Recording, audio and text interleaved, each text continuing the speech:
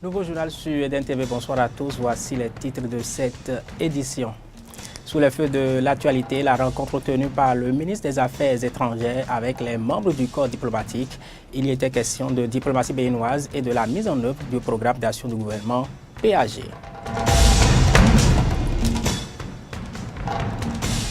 Thomas Taban remporte les législatives au Lesotho. À l'issue des résultats de ces élections publiées ce mardi, l'ancien Premier ministre de ce royaume devra quand même former un gouvernement de coalition. Vague d'attaques terroristes ce mercredi en Iran. Ces auteurs ont mené leurs actions au Parlement et au mausolée de l'imam Khomeini. On dénombre 2 morts.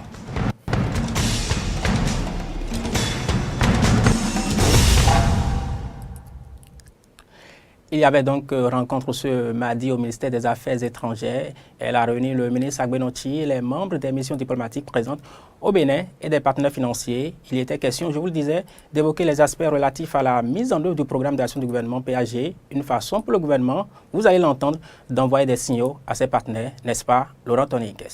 Le ministre des Affaires étrangères, Aurélien Agbenotchi, était face au chef de mission diplomatique, consulaire et partenaires financiers pour la 6e fois depuis avril 2016. Cette rencontre visait à entretenir les diplomates et partenaires financiers sur la diplomatie économique et de développement dans la mise en œuvre et le suivi du programme d'action du gouvernement. Nous devons faire en sorte que ceux qui ont le désir d'avancer, d'organiser les choses avec nous, ceux qui ont envie de rentrer dans un partenariat actif avec nous, soient informés, soient suffisamment informés et surtout soient rassurés de ce que nous faisons.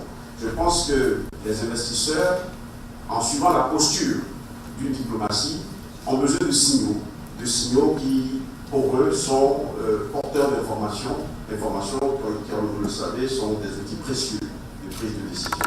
Le ministre des Affaires étrangères ne sera donc pas seul dans cet exercice d'information. Il est pour la circonstance appuyé par le ministre d'État chargé du développement et du plan Abdoulaye Biotchane et du conseiller spécial du chef de l'État, Johannes Dayon. Pour Abdoulaye Biotchane, la mise en œuvre du programme d'action du gouvernement débouche sur le plan national de développement PND qui permettra de projeter le Bénin sur un horizon plus lointain. Vous avez la courbe de croissance. Nous voulons engager une courbe de croissance forte, mais aussi une courbe de croissance qui permette à notre pays de réduire substantiellement la pauvreté, mais aussi de créer des opportunités d'emploi, notamment les plus petits. Nous l'avons dit plusieurs fois, nous voulons créer 500 000 emplois avec les années à venir. Et à tous ceux qui sont impatients, je le sais, il y en a beaucoup. La mise en œuvre de ce projet, de ces différents programmes, va nous permettre de dégager ces emplois. Johannes Dayon, conseiller spécial du chef de l'État, dont l'intervention a porté sur la structure de mise en œuvre du PAG, a rappelé le cas de la mise en œuvre de ce PAG, sont suivis les réformes et la mise en œuvre des projets phares du gouvernement. De son exposé, il ressort que beaucoup de choses ont été faites. Et parlant des réformes et des outils, le ministre des Affaires étrangères revient sur quelques actions phares menées qui contribueront certainement à l'atteinte des objectifs fixés dans le programme d'action du gouvernement. Économique, je ne vous disais pas que nous avons aussi décidé de changer la posture de notre diplomatie. La voie des métiers nouveaux. On ne peut pas, lorsque dans le monde, les gens n'achètent que de la pâtisserie, dire non, nous faisons que de la menuiserie. Vous allez être hors du jeu. Nous avons décidé de créer des missions commerciales. Nous en avons créé déjà 3. Une, Ariane, elle est déjà opérationnelle, puisque le chef de la mission commerciale est déjà en place, et nous l'avons vu, et il est déjà là. Nous en avons créé une autre à Shenzhen, puisque nos amis de l'État de la province du Guangdong nous ont proposé l'année dernière d'établir un bureau commercial pour ouvrir les horizons aux Béninois, mais pour organiser aussi l'arrivée des entreprises chinoises vers chez nous. Donc nous avons décidé de nommer également le chef de mission commerciale à Shenzhen en Chine. Et enfin, nous avons décidé aussi de nommer le chef de mission commerciale à Bruxelles, qui, à côté de l'ambassadeur, va travailler pour attirer vers nous des partenaires commerciaux. Cette activité du ministre des Affaires étrangères aura permis d'informer les chefs de mission diplomatiques, consulaires et même les partenaires financiers qui, visiblement très satisfaits des différentes interventions, ont par ailleurs posé des questions auxquelles des réponses ont été apportées. Environnement, cela se passait ce 5 juin. Il s'agit de la célébration de la Journée mondiale de l'environnement, ce jour, vous le savez, le Bénin avait choisi la plage de Figuerossé à Cotonou pour mettre en terre des plants de cocotiers. Quelques jours après cette opération, nous sommes allés sur le terrain pour comprendre l'importance de cette opération. Pourquoi le choix des plants de cocotiers? Quel impact sur la zone côtière du Bénin? Réponse dans ce sujet d'Antoinette Sagbo et Romaric Devauché. L'érosion côtière, la déforestation, le réchauffement climatique, voilà des phénomènes qui agissent sur l'environnement de l'homme. À l'occasion de la Journée mondiale de l'environnement célébrée tous les 5 juin, le gouvernement béninois a porté son choix sur les plants de cocotiers qui sont mis en terre sur la plage de Figuerossé à Cotonou. Une action pour protéger les côtes béninoises. Il y a quelques années, c'est leur milieu de vie au fait. Les cocotiers sont plus adaptés à cet écosystème. Donc voilà pourquoi nous avons choisi les cocotiers. Plusieurs cocotiers ont été coupés par des gens qui ont installé des restaurants, des baraques le long donc, de nos côtes et qui polluent nos côtes. Mais aujourd'hui, nous avons ramené les cocotiers à leur place et qui va permettre donc nous permettre de protéger non seulement la côte, mais de redonner donc à notre plage tout ce qu'on lui connaissait comme lieu de récréation, de plaisance. Donc on va redonner encore tous ces caractères à notre plage. Pour le directeur général de l'environnement et du climat, le thème retenu pour l'édition 2017, Rapprocher l'homme de la nature, a pour but de réaliser une action pour protéger la Terre contre les effets néfastes du changement climatique. Nous dépendons de l'environnement. Beaucoup de personnes l'ignorent. Donc le thème retenu cette année permet à chacun de nous de mobiliser donc les hommes pour leur dire réconciliez-vous avec votre environnement, allez à la découverte de votre environnement. Pour préserver dans cette couche, nous avons commencé la formation de nos frigoristes, artisans, techniciens, ingénieurs, même jusqu'au niveau des universités, sur les nouvelles technologies pour utiliser que des hydrocarbures et laisser donc à la génération future les terres qui nous ont prêtées. Toutes les fois où vous plantez des arbres, donc non seulement vous créez ce microclimat, mais vous piégez donc du carbone donc toxique pour notre organisme, pour notre santé. Les populations, quant à elles, ont aussi le devoir d'œuvrer pour un environnement sain. Nous avons commencé par sensibiliser et les brigadiers qui sont à la plage font la sensibilisation avec nous pour dire à nos populations que notre écosystème, surtout la plage, est très très sensible et très fragile. Nous n'avons pas besoin d'aller à la plage avec nos boîtes de sardines, surtout les boîtes de conserve, les abandonner et revenir à la maison. Il faut les ramener systématiquement à la maison une fois après l'avoir utilisé. Parce que le grand problème qui se pose à nous aujourd'hui, nous avons les effets donc, des changements climatiques. Et nous avons des métaux lourds qui sont déposés donc, du fait donc, des déchets que nous amenons à la plage. Quand la température de l'eau s'élève, il y a un stress qui se crée au niveau des espèces halieutiques. Et donc, tous ces métaux lourds qui arrivent au niveau de l'organisme donc de l'espèce se retrouvent après sur nos tables.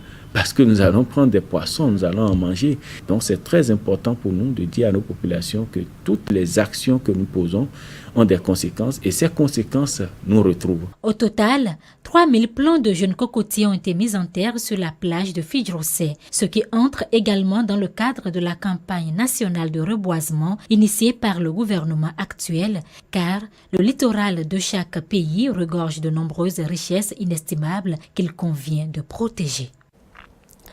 Environnement, on en parle encore, le respect des engagements pris lors de la conférence de Paris sur le climat COP21 se fera sans les États-Unis d'Amérique. Vous le savez, Donald Trump et les USA se désengagent, même s'il faut plusieurs années pour que les USA quittent officiellement cet accord. Cette décision sera lourde de conséquences pour plusieurs pays. Quelles peuvent être ces conséquences et quel avenir pour la lutte contre le réchauffement climatique? Question pour Frédéric Serlan et Frédéric Fiossi. Maintenir le réchauffement climatique en dessous de 2 degrés Celsius d'ici 2100 et réduire leurs émissions de CO2, c'était là les engagements de 194 pays lors de la COP21 en décembre 2015 à Paris pour sauver la planète. Cette entente est aujourd'hui mise en cause par le nouveau président américain qui a retiré son pays de l'accord de Paris pour le climat. Gros pollueur et grand contributeur, le retrait des USA aura des conséquences financières directes sur l'Afrique. Parce que à l'horizon 2025, les États-Unis se sont engagés à contribuer à hauteur de 2 milliards de dollars au Fonds vert pour le climat. La conséquence directe, c'est qu'on va manquer de ce fonds. Ce fonds qui finance des initiatives nationales destinées à lutter contre le changement climatique dans des pays majoritairement situés en Afrique est donc en difficulté. Ce retrait des USA pose également d'autres problèmes pour le monde en général. Le plan climatique, ça voudrait dire que sur les engagements des États-Unis à réduire toujours d'ici 2025 de 26 à 28% leurs émissions, on pourrait ne pas atteindre cet objectif de réduction de 26 à 28% les émissions des États-Unis. On n'arrivait pas à atteindre les 2 degrés ou les 1,5 prévus dans l'accord de Paris. Ça voudrait dire que si les États-Unis laissent la porte ouverte maintenant, c'est qu'il y a plus d'émissions que prévu. Même si, selon les tests, les États-Unis ne peuvent que quitter officiellement l'accord de Paris dans 4 ans, le pire est à imaginer. Le danger qui est actuellement, c'est que les États-Unis ne participent plus aux négociations. C'est que les États-Unis ne contribuent plus financièrement à tout ce qui a trait au climat, notamment le Fonds vert. C'est que les États-Unis entraînent d'autres à leur suivre le pas. Les États-Unis sont signataires jusqu'à ces 4 années probatoires. Mais ce qui est faisable, c'est qu'ils ne respectent aucun des engagements pris dans le cadre de cet accord. Techniquement, Donald Trump ne risque rien que des blâmes à l'international et à l'interne. En tant que politique, il a le droit de prendre cette décision parce que en décembre à Paris, l'accord n'était pas contraint. On n'avait pas défini des critères entre guillemets de punition pour quelque État sortirait ou violerait les thèmes de l'accord. L'espoir n'est pas pour autant perdu. La résistance à ce retrait des USA de l'accord de Paris pour le climat est née à l'intérieur même du pays. Et déjà même à l'interne, il y a des philanthropes qui disent pour compenser le manque financier que va occasionner le retrait des États-Unis, moi je donne X, moi je donne Y. Il y a des gros États qui se lèvent pour dire non, nous sommes pour l'accord de Paris, nous allons respecter l'accord de Paris. Il y a des villes qui se lèvent pour dire non, nous allons respecter l'accord de Paris. Il y a les privés, les plus gros émetteurs qui se lèvent pour dire non, nous allons respecter l'accord de Paris. Avec le retrait des États-Unis d'Amérique de l'accord de Paris pour le climat, c'est la Chine, un autre gros pollueur, qui a affirmé sa volonté de maintenir ses engagements, qui devient le leader de la lutte contre le réchauffement climatique. Une note de sport, les championnats nationaux de Scrabble se sont achevés ce lundi à Cotonou. Nous vous en avions longuement parlé. Le fait remarquable de ces championnats était la victoire de Djibril dans la catégorie défi national face à Faton, deux Scrabbleurs. À Faton, on retiendra qu'il a été le meilleur dans d'autres catégories, dont le classique. Place maintenant au bilan de ces championnats. La fédération de Scrabble le qualifie de positif, mais elle attend plus de ses Scrabbleurs. On écoute son vice-président, Jean-Eudes Abouambo. Le bilan est globalement positif, même si à la fédération de Scrabble, nous sommes habitués à bien organiser les championnats à bonne date, en qualité et avec suffisamment de participants pour établir des performances qui peuvent nous donner la prétention de participer aux championnats d'Afrique et aux championnats du monde qui sont les prochaines échéances qui attendent la Fédération béninoise de Scrabble. Le niveau est constant, à défaut de progresser de façon prodigieuse, le niveau est constant. Du moins au niveau des ténors de cette discipline-là, le niveau est constant. Ils jouent tous pour la plupart au-delà de 97%. Ils n'ont pas démenti ce niveau-là. Mais ce que nous aurions souhaité, c'est que ce niveau soit dépassé afin qu'on s'approche du niveau international. Aujourd'hui, une chose est claire, nous ne pouvons pas pour le moment prétendre à une place au niveau de l'élite. Mais au niveau des championnats classiques, le Bénin a déjà prouvé à maintes occasions sa régularité à occuper des podiums. Nous avons eu 5 podiums au niveau des championnats du monde classique et nous avions en 2014 remporté le championnat du monde. Donc nous espérons continuer dans cette lancée-là et réitérer l'espoir de 2014 en ayant un autre champion, soit Julien Faton qui l'a déjà été, soit Adjoui François Xavier. Au fait, le Scrabble, c'est un sport élitiste et malheureusement, la difficulté que nous avons, c'est de pouvoir trouver des sponsors qui puissent nous accompagner. Les nouvelles autorités ont montré leur bonne disposition en nous accompagnant de façon impromptue, même imprévue, au Champass en Côte d'Ivoire. Nous avons voyagé pour une fois dans de meilleures conditions. Nous avons pu dégager de la ressource pour les compétiteurs afin qu'ils ne soient pas diminués du minimum. Je pense que ça va se poursuivre et si les résultats suivent, je pense que la courbe de la subvention sera proportionnelle aux résultats que nous ne manquerons pas de faire. Au-delà des enveloppes, c'est de tenir les compétitions de façon régulière, de soumettre nos pratiquants à un entraînement intensif et à des compétitions qui vont les préparer à faire des performances pour les championnats du monde.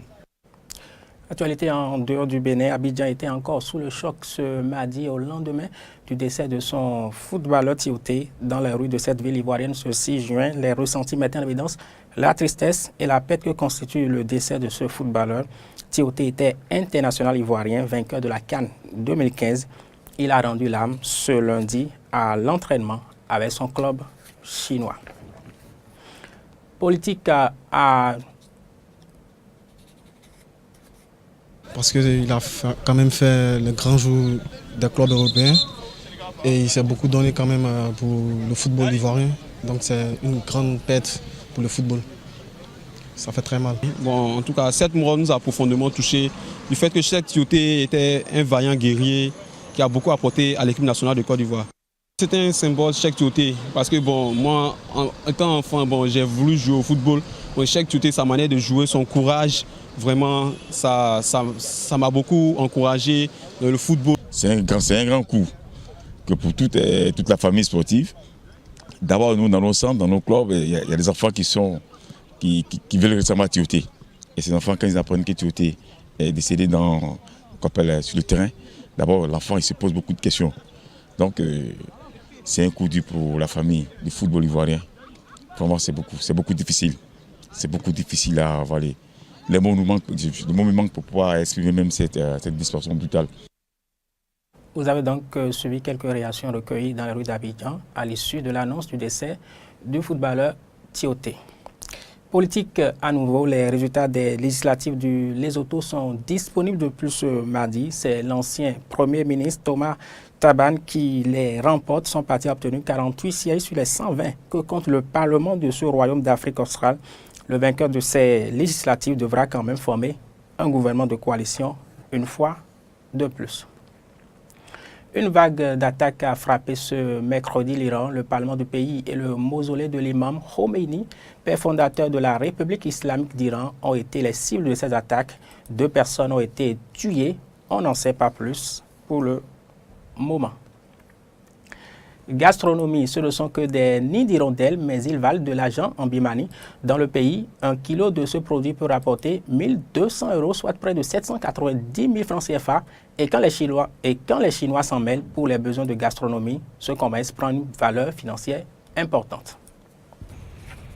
Des barres d'immeubles pour les oiseaux. Dans ce village du sud de la Birmanie, ces volières poussent comme des champignons et abritent un véritable trésor, des nids d'hirondelles. Car ces amas de bave solidifiées sont aussi un mets recherché en Asie et ils s'échangent pour près de 1 200 € le kilo, l'équivalent d'1 an de salaire ici. Les nids d'hirondelles sont l'un des principaux secteurs d'activité pour Bob Yin et ils sont très populaires. Le premier acheteur, c'est la Chine. Dans ce restaurant chic de Shanghai, le bol de soupe ou le dessert au nid d'hirondelles peut coûter centaines d'euros. En Chine, les nids d'hirondelles sont un stimulant traditionnel vraiment connu et apprécié depuis les temps anciens. C'est léger et un peu sucré. C'est bon pour les femmes, les vieux, les enfants et les hommes. Les femmes restent la première cible. D'après la médecine chinoise, ces nids permettent de lutter contre les rides. Les femmes l'adorent parce qu'elles veulent être belles et cela peut te rendre belle. De retour en Birmanie, les villageois ont déserté les falaises qu'ils escaladaient avant au péril de leur vie pour récolter les nids. Aujourd'hui, les hirondelles viennent directement nicher dans les volières, promesse de récolte facile. Le marché mondial des nids comestibles représenterait 5 milliards de dollars par an.